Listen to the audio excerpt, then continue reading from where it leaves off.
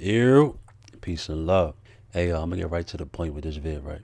A few days ago, I was looking at some old footage of some slow-mo footage, right? And I was in deep thought thinking, like, why do you put so much love into bike life when you know the risk that it carries? And you also understand that you may not get that same love in return.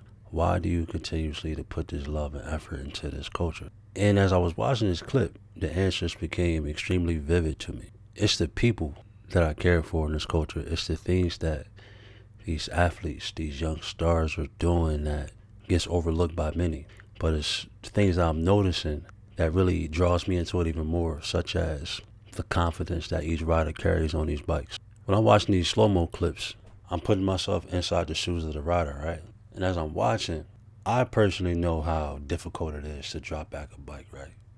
For those that don't know, if you're going to 12 on a bike, it takes a lot of confidence in yourself to be able to pull these maneuvers off, right?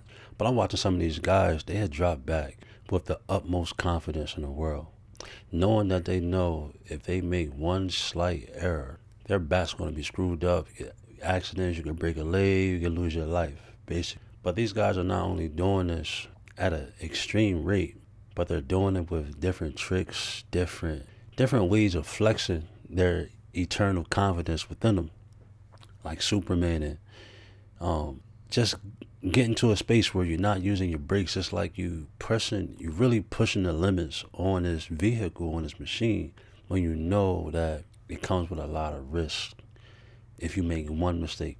Now, one of the biggest things that I notice with each of these riders, right? A lot of these riders have a lot of confidence on the bike, but when you get off the bike, it's completely different. It's like a lot of people are shy off the bikes. And I try to tell people all the time, like, if you took what you know and understood being on this machine and applied to life, you'll be unstoppable. Because the person I see there is the person that I see inside of you when you're off the bike. For instance, I'll give you some example. Dame 58. Dame 58 is one of the most aggressive people that I've seen on the bench. I've seen more aggressive people, but he's one of the most aggressive that I've seen. But if you see Dame off the bike, Dame is like a shy type of individual. He don't say much. You really got to know and understand him to pull certain knowledge from him in front of a camera or just talking to him personally. It's a complete different dynamic. And I'm starting to realize that within a lot of different riders, it's usually the opposite. Either confident off the bike, shy on the bike. Or if you're shy off the bike, you're extremely confident on the bike. Rarely you might see a combination of the two colliding and actually meshing. I'll give you an example of somebody like Designer Boy Nas in DC and Up Top Corey. Designer Boy Nas and Up Top Corey, they have a certain amount of confidence off the bike. But when they get on the bike, it also translates on the bike. They carry a certain demeanor, a certain character, and it shows completely, especially in the maneuvers that they do on these bikes. In the middle of traffic, it's like they treat these streets as like their playground, and it shows. There was this one trip that I had recently. I was in St. Vincent. Shout out to Caribbean Bike Life for bringing me down there and showing me the immaculate love of the culture down there and just being in that environment. Now, Pete, when I got down to St. Vincent, I ran into the General Biggs from Jamaica, and just a dope time seeing him. I ain't seen him since Miami 2016 or 2017 possibly. Now, he was with this one dude I didn't know. His name was Ant at the time. Antman. He rides cycles. At the time, I didn't know. I just thought he was just somebody that was around. Now I'm just treating him like I treat everybody. I treat everybody with the same respect, show him the same love, greet him the same way. Right? So the next day, I found out that he actually rides. Like, he pulls up on one of the cycles. He's like fixing them. I'm like, interesting. Because how he was moving, he moved on a bike. Before I even seen him on a bike, but how he was operating like a mechanic and just knowing what certain things to do. And also, off the bike, he was just like really, really quiet. But you could sense something within him, like he had like a lot of aggression with him, but it wouldn't show. This is what I was sensing when I was talking to him. So I told him, I put him to the side. I say, "Oh, Ant, I bet I can tell you the type of style of rider you are." Hey, what you mean? I said, "I guarantee you probably are one of the ones that show off a lot, extremely aggressive. You probably press the limit heavily on the cycle. You probably do things that make people be like, "Ooh, like, oh, that's wild," and he laughed immediately, and I can tell I was telling the truth. Like whatever I was saying was facts. That night, I seen him, and he confirmed everything that I thought. We talked later, and I was like, I can understand this because I've seen so many different riders from all over.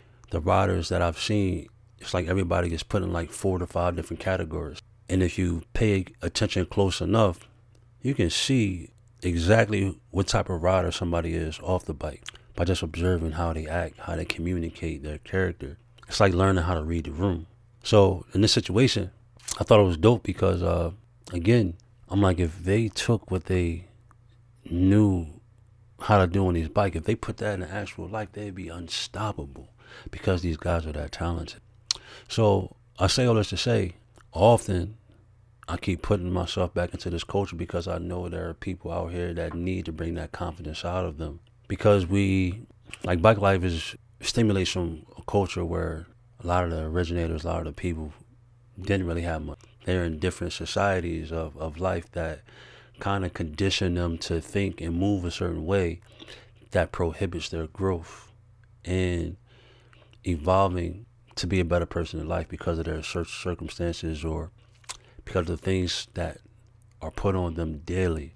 When these guys get on these bikes, it's like it's an escape for them. It's a chance for them to actually become free to be themselves that they may not even know that they are, that they haven't met yet, that they may not have the confidence to even try to pursue that person within them. But when they get on those bikes, it's like everything's out the window. I'm on this bike. I don't care what you say. I don't care what you do. I'm going to do me today. I'm going to push the limit. If I fall, I fall. I'm going to get up. I'm going to do this trick. I'm going to see what I'm really capable of. And I'm going to do this every day. It ain't nothing you're going to do to stop me. For me to see this in these individuals over the years, there's something to each and every one of them.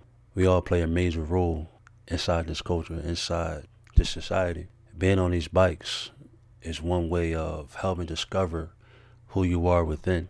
So if I can keep putting effort into that to help others grow in ways that they may not even see, and if I see something that I can help genuinely, I feel like it'd be a disservice if I don't move that direction. At the same sense, I also have to set my own limits and boundaries with putting love in something that may not love you back or that may not understand fully with what you're doing. And that's okay because at the end of the day, whatever I decide to do is genuinely out of pure love, pure good intentions.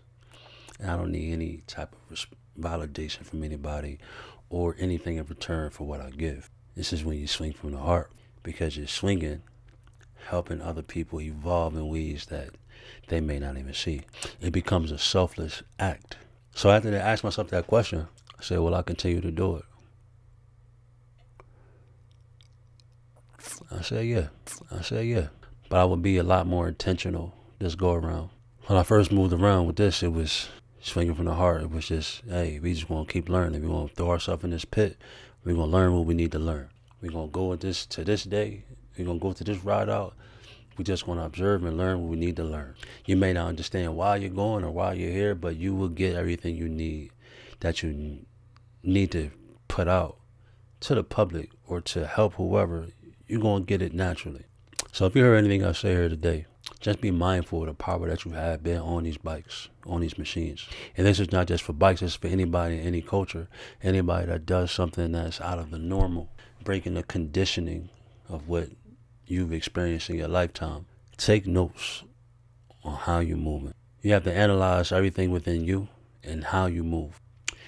If you pay attention to how you're moving, you'll gain the wisdom from your experiences in your life to get to the next stage, the next phase of your career or your endeavors or whatever that may be. I don't care if that's riding pedal bikes, riding dirt bikes, motocross.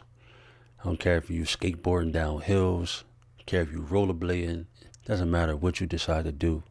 All these adventures, all of these different sports, different ideas, these are different ways of just finding yourself. But you can get so lost in the action in the moment that dopamine hits you. It's like, yo, this is just a thrill. I'm loving it. I'm loving it. I'm loving it. You kind of get lost in that realm of fun, of paradise. But that paradise, you can only be in paradise for so long. Eventually, you have to get back to you. And what you learn during this paradise stage, apply it to your life. Apply it to whatever you want to do. I'm saying that. I'm saying it to everybody else.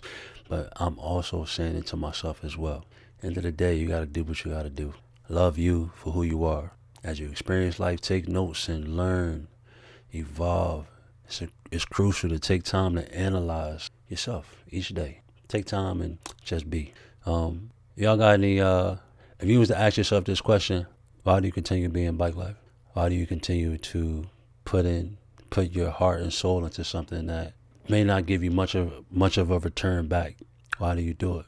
And I guarantee you the answers will come vividly clear to you on whether this is the right thing for you or not. Peace and love, y'all. Hit that subscribe button. It does help the channel. I'm really trying to get back to this place of just talking in front of the camera. I keep getting to these spaces where it's like, I don't know. I don't know. I'm figuring this stuff out, y'all. But I know when I was posting years ago, when I had a structure, I was posting every day. That was when I was going through the most growth because I had a structure. So I'm getting to that. This is just one way of me just opening up to try to get things back on the road. One thing about me, I am relentless with life. I'm going to learn every way possible. But the stage I'm in right now is stage 5. I call this the integration stage. I'm taking everything I learned and applying it now. So, peace and love, y'all. Until next time.